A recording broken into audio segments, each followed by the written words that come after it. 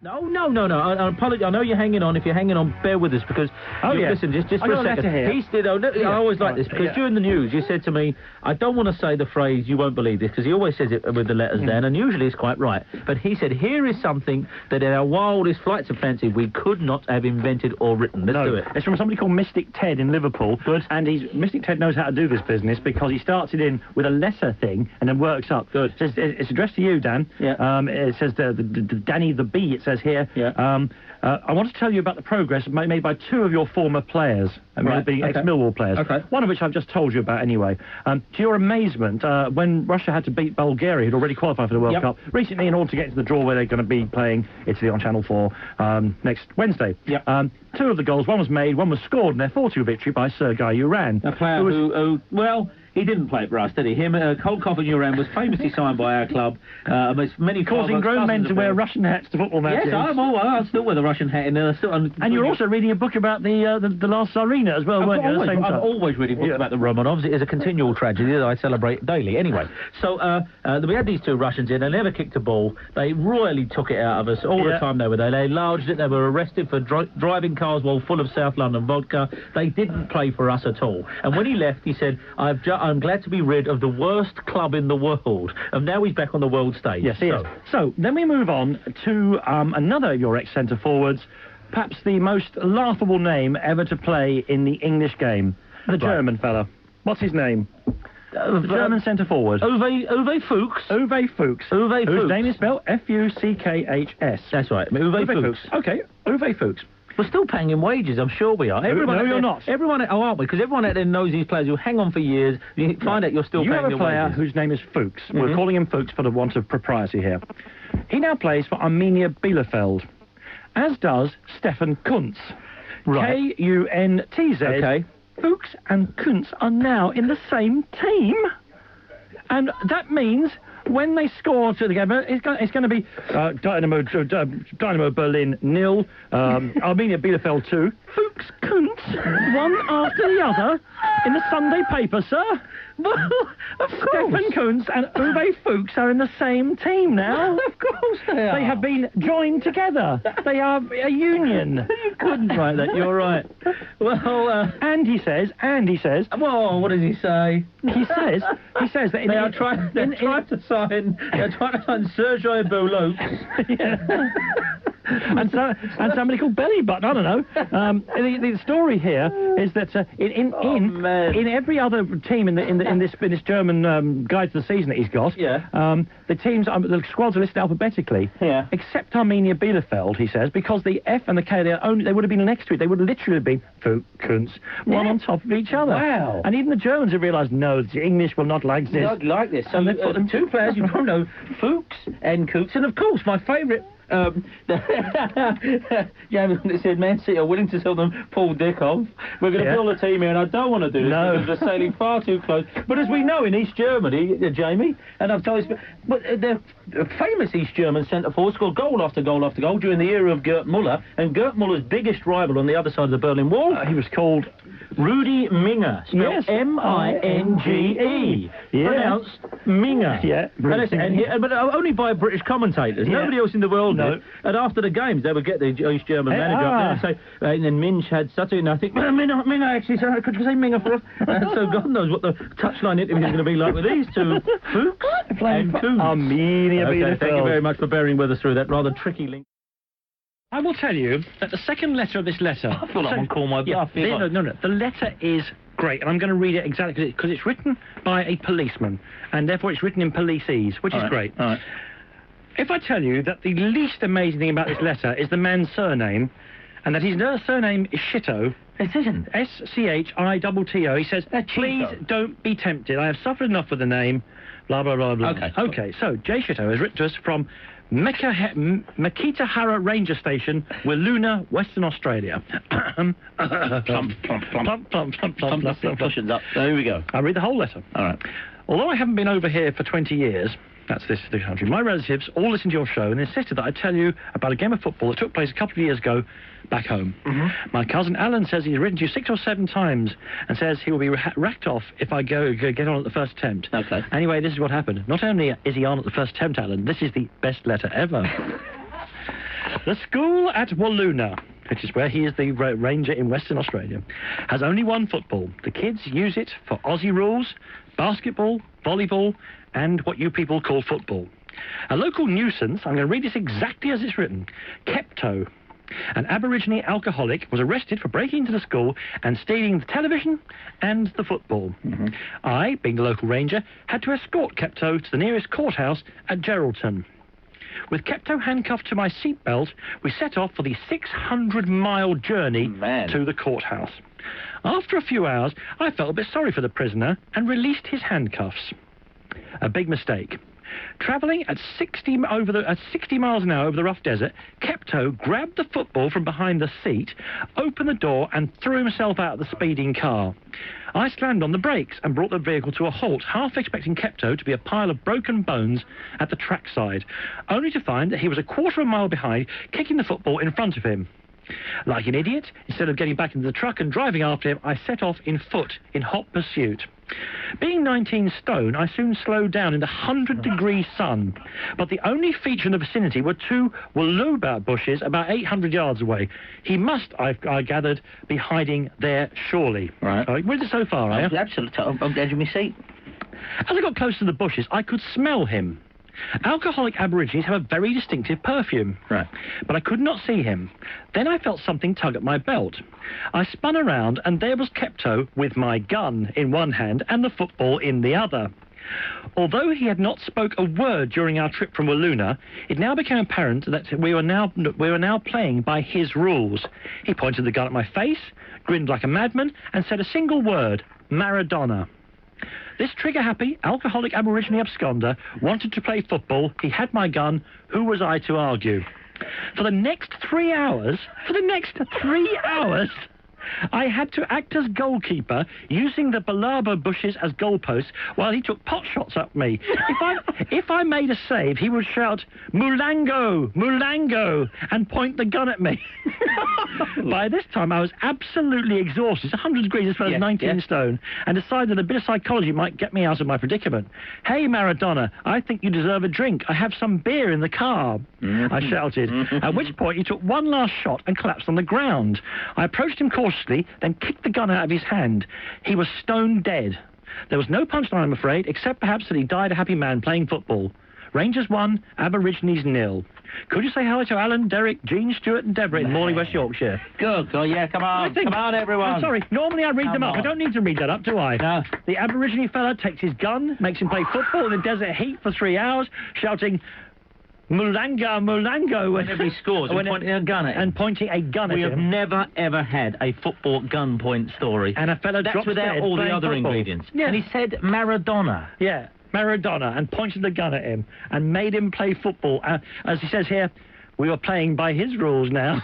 I just feel like I've into some kind of 25-minute film on Channel 4, you know, you think that was a great little film. And it's based on a letter, a true letter. And there's no reason to disbelieve any part of it, because it's written so succinctly. No, it is from Jay Shitto, and his name is S-C-H-I-T-T-O. There's no other way around it. He doesn't live in Burn. Meekatera Ranger State in Walloona, Western Australia, and his family have been urging him to tell that story for many years, and man, was that worth it. Yeah. That was like armchair theatre or something. It's beautiful, wasn't it? In the middle of... And beautifully delivered, I thought. Oh, beautiful, yeah, you know, delivery. But that is incredible. That's in the back pocket.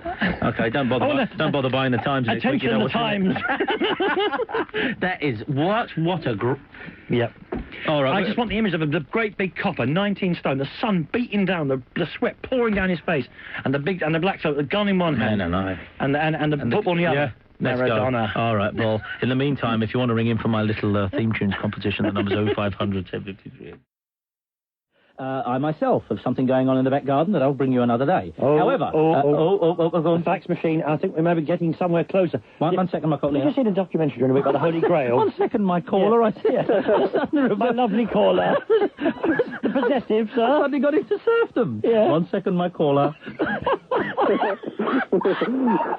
Danny, why don't you... What did you say? Why did you say you didn't want to do a show on Saturday morning? You said to me, I just remember... I'm always so drunk Saturday morning from Friday night, hungover from Friday night. And I said, no, I said, I'm at my best on Saturday mornings. One moment, my caller. You know, I think the image... I'm going to wear a dinner jacket. The image I've got in my head now is, you know, those Wild West town sets, the main street. You have the caller on one of those leather ropes, and you only very just flop the rope over the bar, those bar things, to hold him there like a horse. Hold on a second there. My caller, you're through to Sir Percival. I do remember being told by someone at Fulham. He said he's a Fulham Scout, and he used to come and watch us over at Brockwall Park. And in the changing rooms afterwards, he always used to say, you're pretty good, you and him, you've got it. Now, at Fulham, he says, I don't know if you've heard of a player called Johnny Haynes. I said, oh, yeah, I remember Johnny Haynes. Well, I found Johnny Haynes, and this old boy used to stand, and he said, where are you playing next week? He said, we always play here. And this fellow was pretty good, and I thought, that's great. He said, there's only you and him. I'll tell you what, I'll come and see you next week. And so, come and see us the next week. And he said, you're really good. He said, I'm bringing down the manager of Fulham, and I can't remember who it was now. And a few of them I've told them about you. Turns out... Was it Alex Stock? No, the fellow said...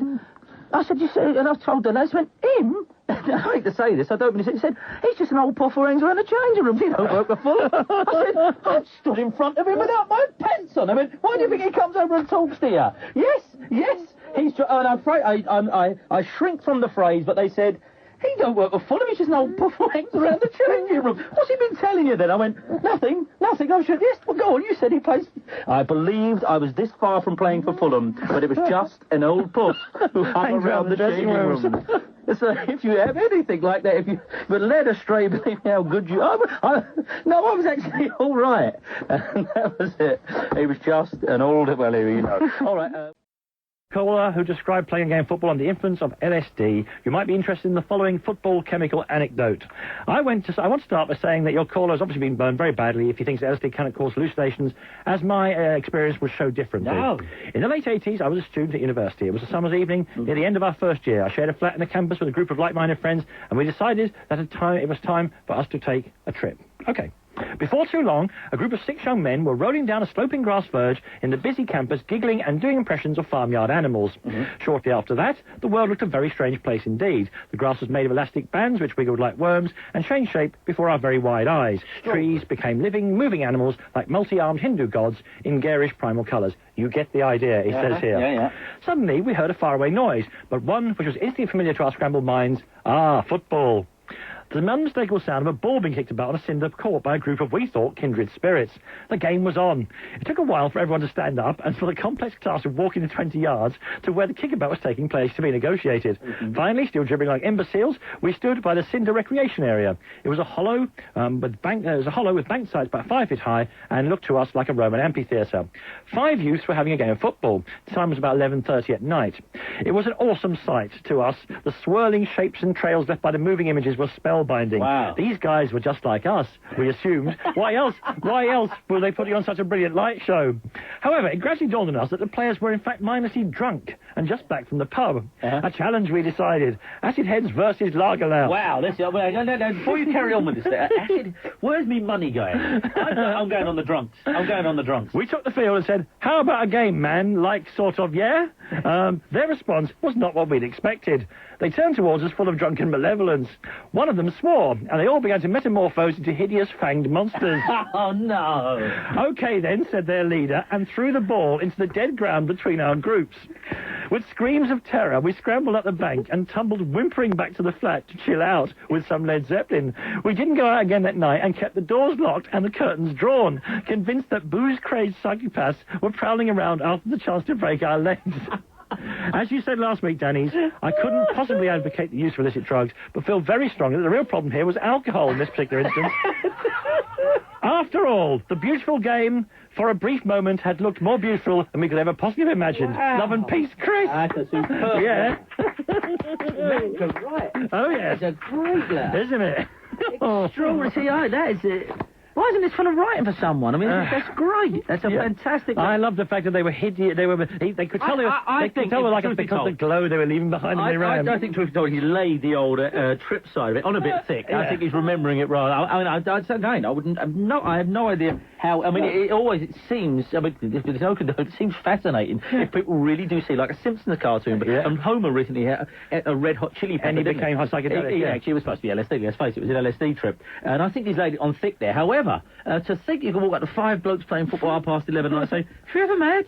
And they're going to be anything but aggressive. And they leave a light behind as they move through the air. Well, welcome to the most entertaining 60 minutes of your lives as we head into the second half of the show. And Danny and I, the hats are truly on the side of our heads because we don't have a lot of dealings with the good people who run Talk Radio here. But occasionally they just deliver off little prizes and they allow us to wet our beak. They allow, and we've been given these highly coloured pieces of paper here. What are they doing? It's very... This is them. And on them is written... Well, the only thing we've requested of the station, our last territorial, only territorial demand on Talk Radio, just listen to this. Written on these blue, and it's got various sort of things on it, various footballs all over this. It's a ticket, and on the ticket is written, Lyon, Stade Yolande, Dimanche, 21 Juin, 1998, at 2100 hours. Etats Yunis, Iran. Ticket for Iran versus the United States. We're going, folks. Yeah. We're going to the Iran-United States fixture. And that was our choice of matches. You wave us goodbye. Come on, Uncle Sam. Oh, say, can you see? Oh, what? What's one Salman Rushdie, I believe, is the way it goes, isn't it? There's only one Salman Rushdie. Oh, I'm afraid we may be there. We're neutrals. Wherever we go, we're going to have a lot of fun there, I'm afraid. You're going home in a rickety tumbril. Exactly. Brill, sorry. I think we might find out from the Iran supporters the sound of one hand clapping. Oh, no, that's the last. Come, it's a joke. For the love of God, there's enough to say about America as well. Yeah. Vietnam jokes. We're going to be equally partisan with our scattershot jokes, but we are going to the Iran-United States fixture, ladies and gentlemen, where ugly men must wear veils too. Oh, no. Oh, yeah, I know. Oh, I'll proudly wear one of those. I intend to wear a Stars and Stripes one. Have you got a Yashmak? No, not round over. 1991, this was Astle University, the summer ball. Yeah. Went along just with a few mates and a few of the girlfriends that I knew. Yeah. And this one girl, she had a German pen pal of many years over. It was a nice-looking girl in her sort of late 20s. Yeah. Helga, her name was. Helga. Very significant name if you're over a certain age. Very last tango in last rumba in Paris. Yeah, go on. Anyway, things went from one thing to another, and we went back to my place and had a result. And then in the morning, there wasn't any embarrassment. She was fairly mature and cool about it. Yeah. And I brought up the newspaper just to have breakfast in bed. And she opened her purse, and there was a photograph of her sitting next to her boyfriend being a very famous international German footballer. Really? And the thing was that I was so excited that I'd slept with this girl who was dating a footballer. Yeah. She suddenly became thoroughly unimpressed with my immature behaviour. Wow, I can imagine the poor Were you dancing around the bed like a red Indian? Well, I was on the phone to my mate straight away. Not to tell them that I slept with this girl, but that she was going out with this international footballer. Let's give him a nom de plume. Let's call him Jurgen Kugelschreiber. Yeah, that sounds about right. Jurgen Kugelschreiber, which is, anyone who speaks German like I do knows, is Jurgen ballpoint pen. Absolutely. Thank you very much indeed. Jurgen Kugelschreiber. So you were in bed and possibly a post-coital cigarette was being passed from mouth to mouth. And then she says, she wasn't German, right? She was German. Yeah, so I do apologize. So she goes, oh yeah, I must find the handbag here. Okay. So she opens the hand. No, the Blumenkohl. No, the roast I thought. Was ist das nicht gemacht? Okay. Oh, and you went, he said, what's that? She went, oh, that is my boyfriend, Jurgen Kugelschreiber. And you went, you know Jurgen Kugelschreiber? Whoa! I'm keeping with Jurgen Kugelschreiber. And she thought that was the wrong way forward. Well, she just thought that they were immature. It's an immature reaction. Is he? I mean, I'm not going to. How famous? Not to give the name out. Was he international? He's retiring this summer. Did he pay for Kaiserslautern? That's the only question after my last question on this.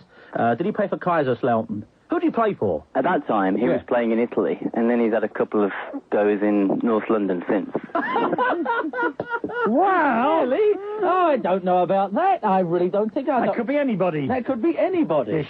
Oh, wow, that's extraordinary. So when I said Jurgen Kugelschreiber, I was a ballpoint pen, of course. Take a break.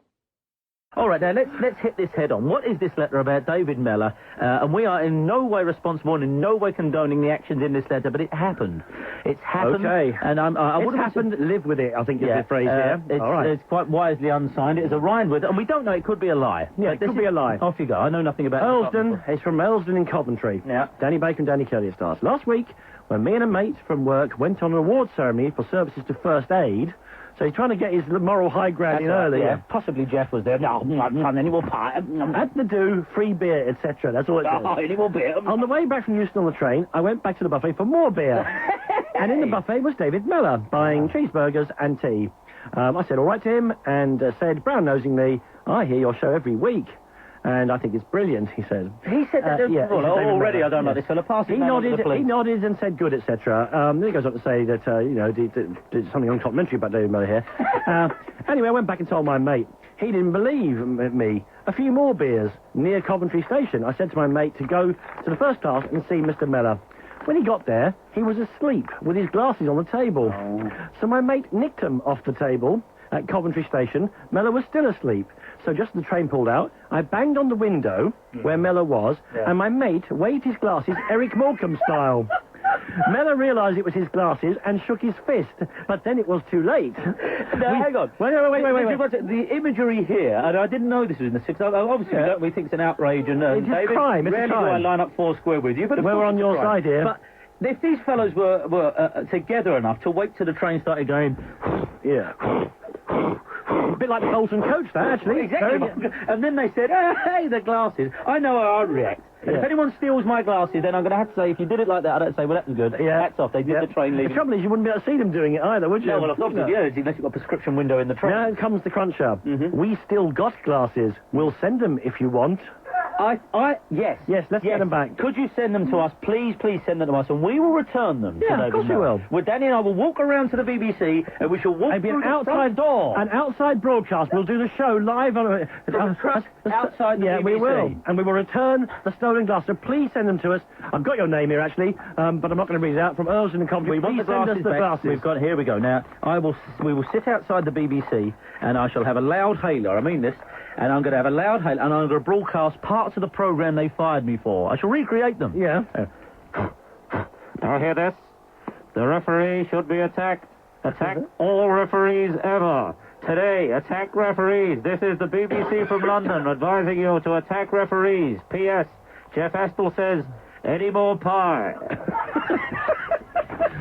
And we'll do that. And we'll say, Dave, come on down and get your glasses. And we'll see him feeling his way along the walls. I know what we're going to do. I'm just going to send him one arm of the glasses and say, this is proof we have them. Like the Getty family. Meet us outside the BBC if you ever wish to see your frames again. Well, we've had this letter saying that someone has, in private possession, a pair of David Mellor's glasses. They're apologised. It was a drunken act. Yeah. And really, all it just says up the top is Coventry, and on the back just Paul. Pauling his name and his address and home phone number. No, it hasn't got that. But via this show, we will show you just how large Danny and I are by returning Send them, Paul. We really got to have these glasses. If anyone else, of course, sees David Mellor asleep on a train, please do not take souvenirs from the man.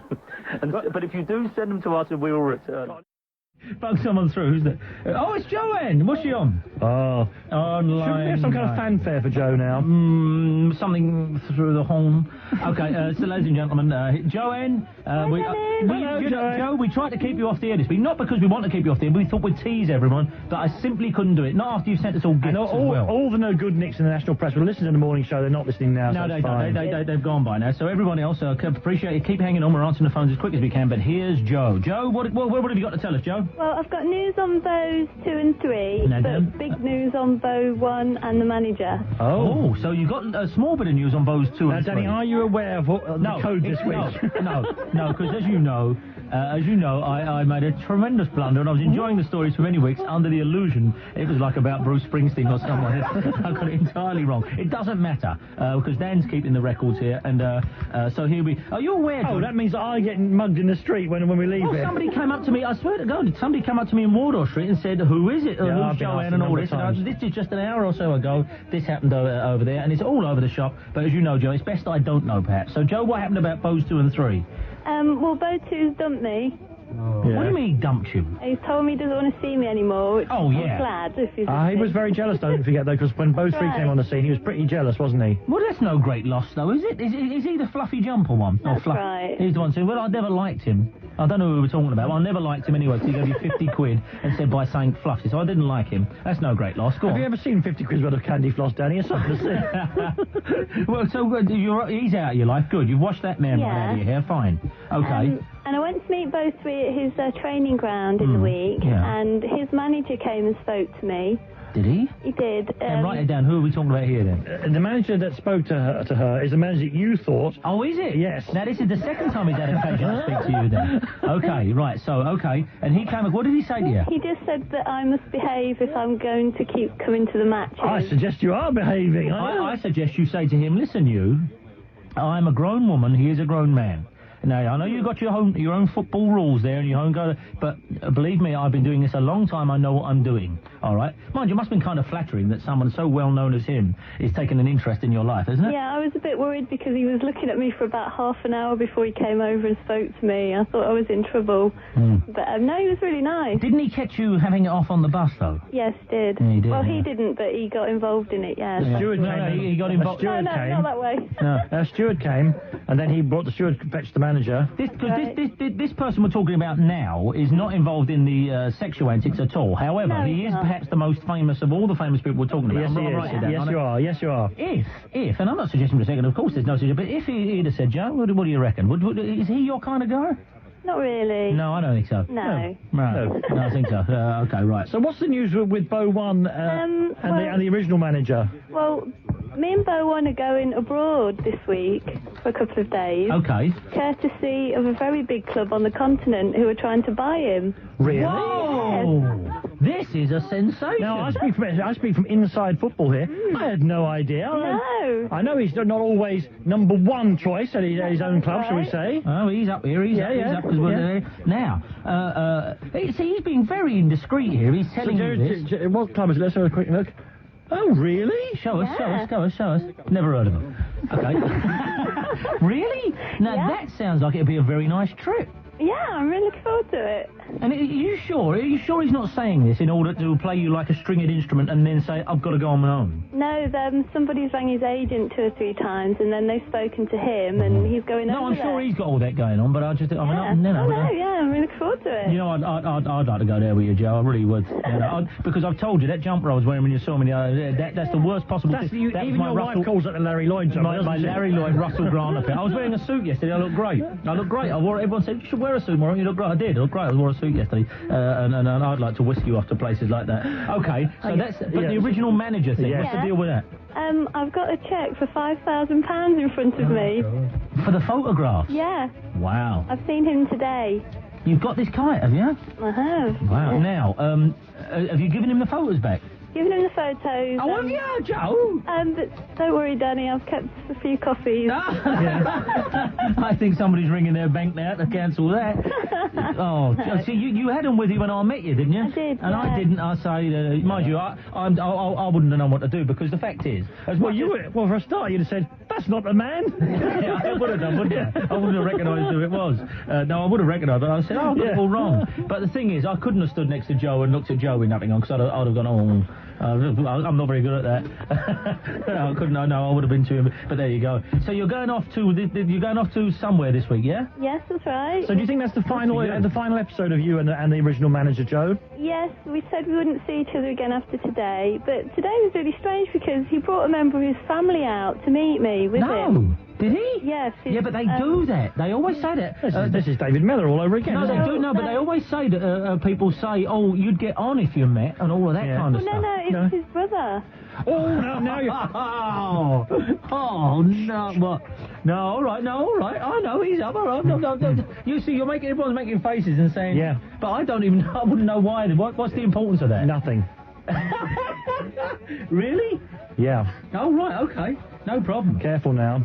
I wouldn't even know. I don't know. I have no idea what everyone's looking at me for. Why are you saying shut up? I can't say anything. I don't know what I'm talking about. I feel like I'm missing out on something. Really? Why? Why would that be? Well, tell me. All right, we're going to have a break. We'll come right back. Tell us what's going on. Yeah. Joe, not Joe, man. I want to be I'm not sure, man. Oh, the scenes here during that. Honestly, talk about giving me far, far too much credit. And also the fact that I would not have. They thought I was going to say something about a bloke and his brother that apparently everyone knew, and I didn't. But which would have been wrong had I gone for that conclusion. Yeah, you would have been wrong. Yeah. I know, but I didn't even know that. Let alone making that conclusion. And apparently the conclusion. If I'm reading this right, they tell me that if I'm reading it. If I'd have made the conclusion everyone thought I was going to make there, being lost in this. Yes. I would have been wrong. Yes, you would have been wrong again. Yes. we were complaining about something else. That was I see, yeah. And so everyone's going, don't say that. And I would, A, give me a break, I would not have said that. But B, I had no idea it was going on. C, I'd have been wrong. You'd be wrong as well, yeah. Curiouser and curiouser. And so the logic being that anyone out there who made the conclusion you thought wrong too. Yeah, but in this case, it's don't follow the football. No, I know. Follow the sex. Yeah. And also, if I'd have stayed with my original assumption that I was under a misapprehension for, I'd have been closer to the money in that respect than in other ways. Yes, you would. Wow, this is like soap, isn't it? This is really like soap. And they've explained it, and I know I'm with you now. I'm totally with you. But I had no idea that wrinkle was going on anyway, and let alone actually saying that. But anyway, so there you go. But I wonder why everyone jumped up and thought I was going to... I had no idea. All right, I'm going to hear from Jo again next week. Yeah. And more things that I want to see these If she's fellas. back from abroad. Yeah, that's it. That's a good pointer. That's a good point. The abroad thing is a good point. Although I think he's just saying that to her. Yeah. All right, bung someone through anyway, Karen. This is line 4, and this is Steve. Yeah, when he says I'm going to a club on the continent, he means one where they serve cocktails, doesn't he? Yeah, exactly. It sounds like it from what you're telling us. This is now, remember how the pie started? The Astle family, we were actually asking for the meanest footballer, and somebody rang in and said, Jeff Astle... Two things happened at the same testimony. Would you care to describe the two incidents? Well, they invited him along to a charity do, or a testimonial do, to be the guest of honour, and he said, yeah, I'll come, can I bring my wife? And they said, yes, they can. And two things happened. One, he didn't speak to anyone at the table all night, seemed to have wrapped up too much in eating as much food as he could for free, including the now sentence, which is, I believe, they're going to actually mint a coin with it on the back. Jeff was heard to say several times, any more pie? So he said that. And then one with the Mrs. Astle. The Mrs. When the raffle was announced, I believe it was a raffle, wasn't it? The winning ticket was, she had it, and she went up there, and what was the winning prize? It was something like... 700 if you're English. I think it was £700, and she trousered it. Not enough to get your Chelsea season ticket, but a lot of money in those days. It's on the way to a season, in those days, yeah. She trousered it, and so Jeff got the mean, and the Any More Pie thing has took on a life of its own. Okay, now, in Football 365, the electronic football newspaper... Which you can get at football365.co.uk. We've now managed to track Jeff Astle. I love all that. Now we've tracked Jeff Astle down. And he has replied to both accusations. Now, all I'm saying is, this has clearly taken its toll on Jeff. Right. Can we have the music? Should we have the music up for this? Yeah. Okay, yes. What we need is the opening of Black Sabbath's first album, which we refer to as music, but in fact is just a thunderstorm going on. But for aficionados, this is how Black we'll Sabbath go in working order of the madder answer. Okay, this is Jeff's answer to the accusation that his wife trousered the money, or skirted the money, as I'm sure she would have. The prize draw actually belonged to Lorraine, my wife. A long-standing West Brom fan asked us if we would help celebrate his birthday by joining his party for a meal at the Hawthorns, arranged to coincide with a home game. During the time there, someone came round selling draw tickets. He bought some tickets and he gave a couple to Lorraine. He gave them to her. She didn't really want them, and she left them on the table. When we were about to leave the table, he told her not to forget the tickets and to put them in her bag. She put them in her bag and then forgot about them. When the draw was made, our host looked at his ticket and realised that he was one number out. He told Lorraine to look at hers, and sure enough, she had a winner worth about £750. Ah. She tried to give it back to him. Oh, of course you did! But he insisted that it was hers, and she had to go onto the pitch and collect the prize. Objection here. When it was later mentioned on radio, that's us, that she had made off with the money, she was furious, and so was our host. So that's that. Okay. But what eventually happened? We've got to, as they say in all the presidents, we've got to follow the money here. She took the money. She took the money? Yeah, okay. All right. Okay. Now, what was the major accusation of the day, though? That he had said, any more pie? This is the exact... These are the exact words that Jeff Astle, in pleas of mitigation, has issued to Football 365. Okay. I hate pies. Come on. on. I never eat pies. I don't care what's in them. I just don't like them. Someone's been telling porkies. Hey! The truth is that I did attend an event at the Hawthorns one evening, and I had not eaten a thing since I left home at the crack of dawn. I had not had the time. So when I sat down to relax at this event, I had a sandwich or two, or 3 or 4, or perhaps even 5 or 6, but no pies. Definitely no pies. I did not just sit there all night eating. I did my share of talking. I always do. Yeah, you said any more pies? I hate pies. And Dennis, you said to me, I think the bard himself summed this up when he said, Me thinketh, thou dost protest. Too much. Absolutely. From the top of that page that I folded over. I hate pies, never eat pies, don't care what's in them, I just don't like them. And now, if this were 12 Angry Men here, I'd say, well, Mr. Astle, that was a pretty nice speech and full of lots of fancy words. You don't like pies, you never eat pies. He doesn't care what's in them, he doesn't care. Mr. Astle.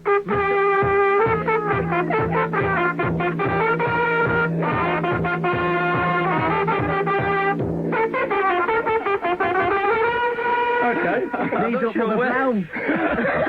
So, if there are any more outbursts from the band, I shall clear this court. We could do the Jeff Astle knees up Tony Brown, but I won't do that. That's the actual from the mouth of So I don't think, himself. in no way has this got to him at all then, Jeff, No, of course not. But it's how much there? If I say if this is in court, this is where you... But after all that, I hate pies, never eat pies, don't go in them, just don't like them. Someone's been telling porcupines, that's what it is. I don't just sit there eating, I don't... It's the pies, but somebody then in court would have said, Mr. Astle, could you tell us what this is a photograph? It's a photograph of me eating a pie. Read the sentence about how he hadn't eaten since crack of dawn, and just read how the sandwiches build up. Yeah, here we go. It does actually say this. It says, here we go. There's about the wife putting him in the bag. He did his fair talking. I can't see it. Halfway down that paragraph, there. How about? You've gone too far. I had not. Oh, yeah. I had not. This is a reconstruction. So, the truth is, I'd not eaten a thing since I left home at the crack of dawn, okay? I'd not had the time. Okay. I'd not had the time. So when I sat down to relax at this event, I had a sandwich or 2 or 3 or 4. Okay, 5, 6, but no pies, all right? He had 6 sandwiches. If he's admitting to 6 sandwiches, I think, as they say in JFK, we're through the looking glass here, people. Back and to the right. Back and to the right. Well, I read something in the paper the other day, and I swear I stopped, closed the pages of the paper, composed myself, opened it up again, and read it again. Gordon Taylor, the chief of the Professional Football Association. He's the head of a union. How much does he get a year? Make a guess. What's a good whack for an ordinary bloke? Yeah. I actually don't know. I've lost touch with that years ago, thank God. Go on. No idea. All right, so what does he get a year? Yeah.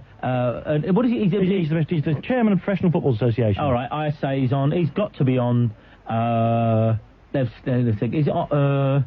no, he's not on a grand a week. Let's scale it down. Hang on, give me a second here. Yeah. He's on, I would say, 40k. Higher. All right. He's on... No, well, that's fair enough. So I thought he's on a grand a week. That's £800 a week. That's a great wage. Yeah. Higher. 50. Higher. No, come on now. Higher. He's... All right. 60. No. Higher. Oh, come on, tell me how much it is. Higher. 70. Higher. Oh, 80. Higher. 90. Higher. 100. Higher. Oh, well, this is absurd. Keep going. 110. Make bigger leaps. Higher. Come on. Higher. 130. Make bigger leaps. Higher. Gordon Taylor, the fella who complains about all the foreigners in the game. £175,000. Higher. Come on. They all know out there. Keep going. No, that's 200. Don't say higher. I'm going to say, yes, it's a great deal higher than that. What does he get a year? 400,000 of your English pounds. Oh, I've got under the table. I am under the table. He earns 400,000 of your English pounds, sir, each annum. No, that is no, I'm closing the show and I'm hoping to have a look at it again. He gets £400,000. Yeah, he does. To do what? To complain about the foreign players coming in. I think this is... Did you hear this, Jamie? Does anyone believe me? I'm making Are we this on up. the air? £400,000? Yeah. Well, I'm sorry, Kate. I mean, you're not the only one who obviously shakes the old hand of Beelzebub and says, see what you can do for me. Is that a living wage or what? That is extraordinary. You see, at the beginning it says, I've lost touch with it. I didn't know. I thought maybe he's, I have no idea what middle-ranking businessmen get. They make 40 grand. Exactly, management. Exactly what you said. He's middle management. Perfectly good choice. 40 grand was a very good place to but I didn't know how to balance it out insofar as a real good whack. I thought he's not on a grand a week. No, he's not on a grand a week. No, he's not, sir. He's not on a grand. He's on 5 of them. Yeah, he is, yeah. Oh, much more than that. 8. No. 8. 5 8s of 5 no, 8. of course 8. Yes, of course 8. Yeah. Of course 8. Well, listen to that, everyone. That's it. I'm sorry, something jogged my memory about that. Well, I should hope it did. Yeah. He's on 400,000. And yet we heard the other week Aston Villa players are taking home less than 100k. No, that's extraordinary. That is something. That really is something. Bung someone through. Yeah, I'm saying the old Teamsters Union would have blasted that one. Johnny Friendly himself would have said. Absolutely, you bet. All of a sudden, I'm not so impressed anymore by my little ping-pong ball in the goldfish bowl. Do whatever let you got over there. Sure, do one of those. Yes, I will. Earlier this season I was playing, this is from Daniel in Durham, and this will lead on to more Sunday League violence, I'm afraid. Earlier this season I was playing for the Railway Tavern, a local pub in Durham, and we played in the G Computers Durham and District Sunday League, perhaps the roughest league in Britain. There's a boast. Yeah, what's it called? I bet it is, though, by the sound of it. JIG, Computers Durham and District League. It's sponsored as well, the roughest league in Britain. JIG Computers Durham and District Sunday League. County League, the roughest league in Britain. Perhaps the roughest league in Britain, and we had to play against the Crossed Swords pub. Okay, perhaps the maddest pub in Britain. So the roughest league in Britain. I think Ben Hilton has written this, hasn't he? The toughest fixture. Yeah, the toughest. Who are these team? Crossed Swords? The Crossed Swords. The Crossed Swords have a reputation for not playing football, just playing a game where you can win by having the most impressive broken nose, and they were kicking 7 shades out of us throughout, all except for one of our players who they couldn't catch. Emunike, a Nigerian exchange student who had the pace of Ryan Giggs, the skill of Pele, and the buck teeth of Ronaldo. The Crossed Swords made a Neil Ruddock look-alike and act-alike mark him and tried to bundle off the ball. Anyway, Emunike was tugboating on him every time, and the Rudockogram got so annoyed that half-way through the second half, he left the field, went to the boot of his car, and took out an air rifle. Oh dear, I think the rest writes itself. He then proceeded to shoot poor Emunike in the ass. Ladies and gentlemen, this is the roughest league in Britain. Emunike was out injured for 6 weeks and now refuses to play for us, and is even considering moving back to Nigeria when his university course is finished. How's that for an all socks injury? That is the roughest league in Britain by the roughest club. No, I mean, that's it. That is it. I mean, I don't want any calls about that because we can go down that avenue until somebody dies, but you know the only reason I'm not rolling in my seat like everyone else? Because, of course, you were shot in the ass. I'm sorry to have to say this story and take valuable time up in our playoff special.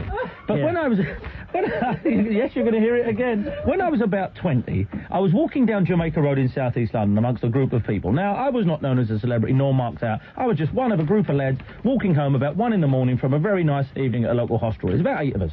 I'll never forget, it was a green Jaguar.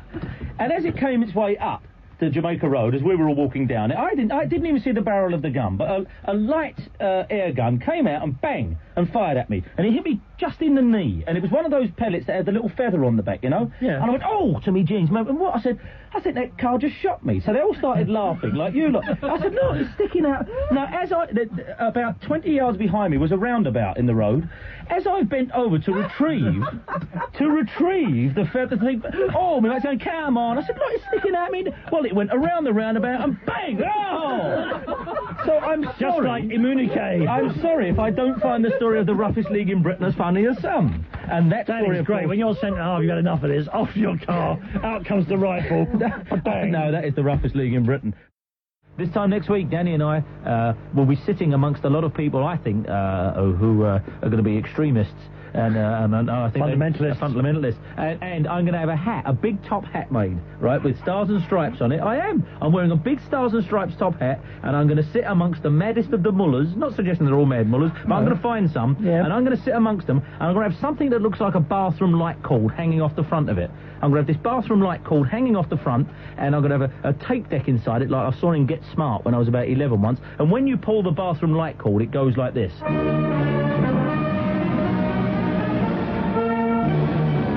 going to sit there, and I'm going to do that thing that their women do. I will, and I'm going to say, "Come on, Ched Deering," and stuff like that. Play me what they're going to be playing underneath their enormous turbans. No, they're Farsi thing, and here we go. This is hang on, turn the whole thing into a Farsi here. Here we go, ladies and gentlemen. Right, this is what down the other end. That's exactly, yes. Some fella, because as we know, for this game and this game only, ugly men have to wear veils too, and they're going to reach under their ugly man veils and go.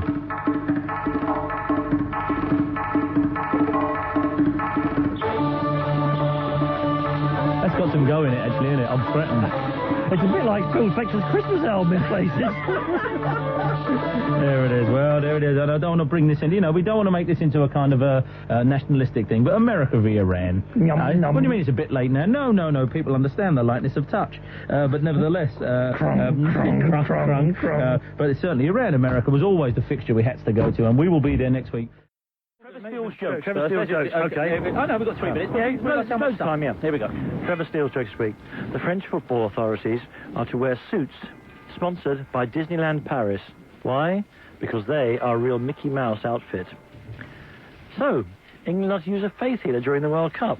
Why? Because Glenn Hoddle did not want Scotland to have exclusive right to the Crankies.